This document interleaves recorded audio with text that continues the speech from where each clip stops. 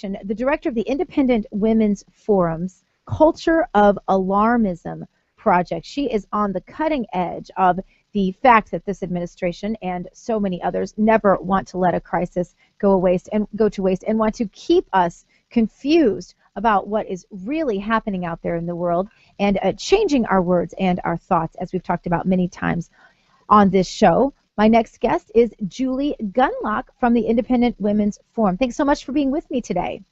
I'm thrilled to be on. Thanks for having me. Absolutely. Now, one of the things that we see coming at us all the time, you read all of this information about environmental, all kinds of problems, all kinds of things that they say are happening with our food, our air, our water, everything, and you don't know what to believe because their own scientists have admitted in certain cases that this is a complete junk science. Yes, and what we're seeing now is, these environmental and public health groups, they are very impatient with science. They are not happy that true and legitimate scientists are not producing the alarmist studies that they want. So what they're doing is they're just producing them on their own. And what these groups are doing is producing these so-called reports or so-called investigations. They actually sometimes do call them studies of, a common everyday product that we use or a food item. And they basically spew out a bunch of lies about them, but they look so official. And when you actually dig down into the details of these so-called studies, you realize that this is nothing but nonsense being dressed up to look like legitimate science. And the result of it is it scares the wits out of moms. Yeah. And, look, a lot of these moms, look, I'm a mother of 3 very young children. I generally don't have time to read these reports. I don't have time to read all of them, but I read enough of them to know that many of them are junk science, and it makes me mad. It makes me really mad. I have enough to do. I have enough to worry about. I don't need to be worried about false alarmism, and that's what we're seeing more and more today. The goal, of course, being regulation, not really to protect kids or parents or people. Right, exactly. Now, give us some of the most heinous examples. And I say heinous, this really is heinous. As you pointed out, moms, our level of stress when we have little children and we're trying to find our way through what is a brand new world. And I always tell my kids, there's no handbook on this. I don't know what I'm doing, okay? Let's just get that out of the way. You are all guinea pigs. We're nervous anyway. And so to impose extra stress on these moms, which, by the way, could even get dangerous for children in some cases, as you point out. Tell us some of the most heinous examples. Well, I'm so utterly disgusted by these groups and the false alarmism that they're spreading. But some of the things that I really get upset about is when they suggest that very minute level, very small amounts of chemicals that are put in products are at toxic levels. And let's just be clear, okay? Anything. I mean, watermelon, cantaloupe, water, all of these things are toxic at certain levels, okay? The poison is in the dose, okay? So that's important to put out there, first of all. You can kill yourself with just about anything. But the products that we're talking about that have very, very small amounts of chemicals, the whole thing is this alarmism about chemicals.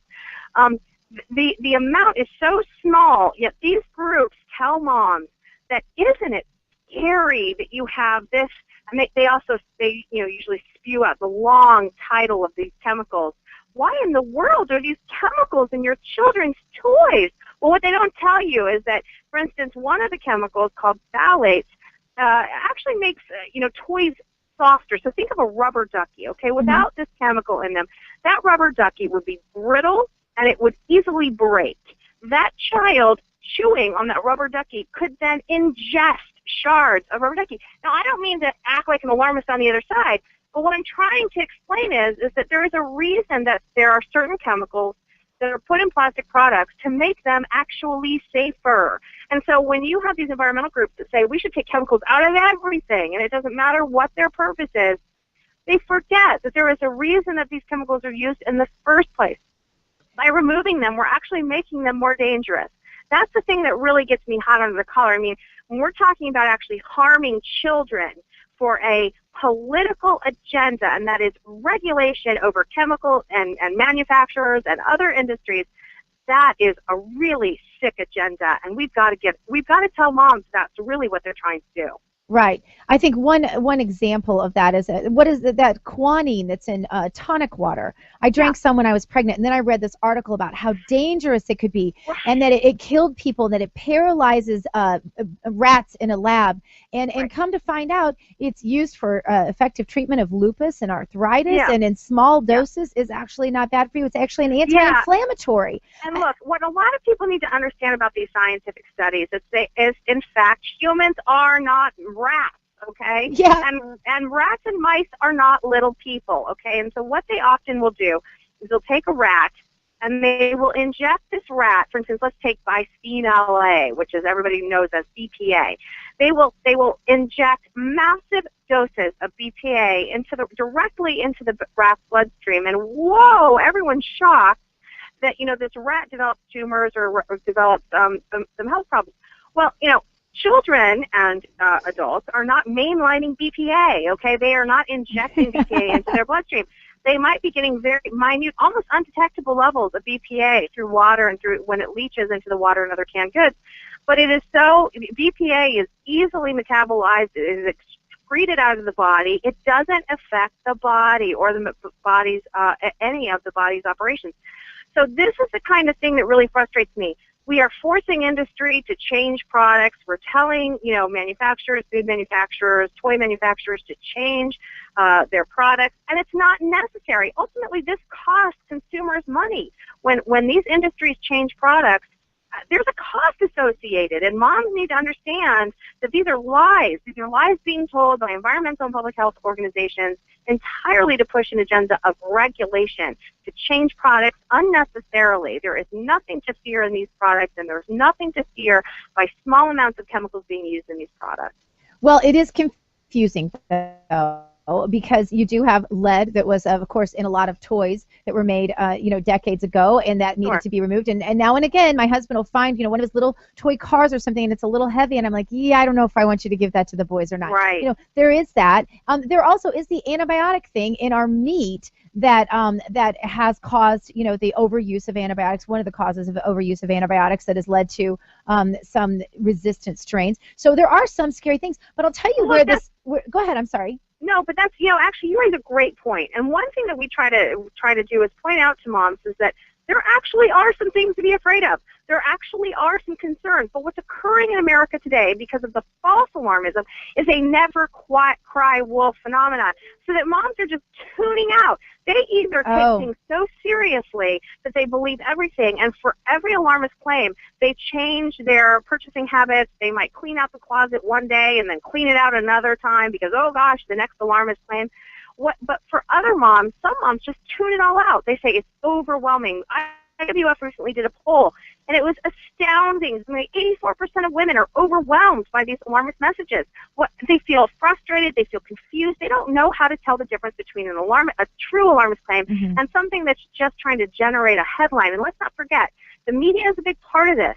What bleeds leads. In other words, the thing that is the scariest headline really gets a lot of clicks and gets a lot of papers sold. So the media is also culpable in this. And what we need to do is we need to push back on the obvious false alarmism, because women are being overwhelmed by this information, and they are not listening when there is a real thing that they need to pay attention to, when there's something truly that could harm their children or themselves. Well, and I think the other place this is all propagated is, of course, in the classroom once the kids get a little older and kids are told, you need to live a chemical-free life. Well, good luck with that, because as you point out, there are chemicals in your floors, in the walls, in the couch cushions, in the air. I mean, chemicals are everywhere. You can't make yourself chemical-free. Well, but I've noticed, go ahead. No, and the reason, there is a reason that house fires in this country have gone down. There's been a decline in the number of house fires. I mean, you look at those two planes. Okay, we had just recently, the last 2 weeks, we've had two major air disasters. Okay, and those planes did not go up in flames. Okay, they did not go up in flames, and there were sparks flying on the latest one when the landing gear failed. But more importantly, the one that missed the runway in San Francisco. I think it was San Francisco. That plane, while it did catch fire, the fire spread very slowly. Why?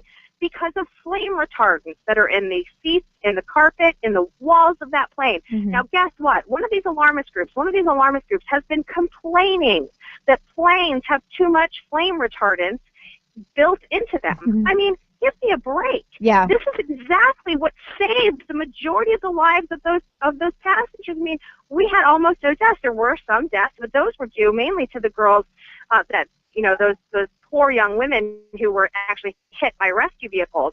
But they did not burn in that fire, and that is because of chemicals.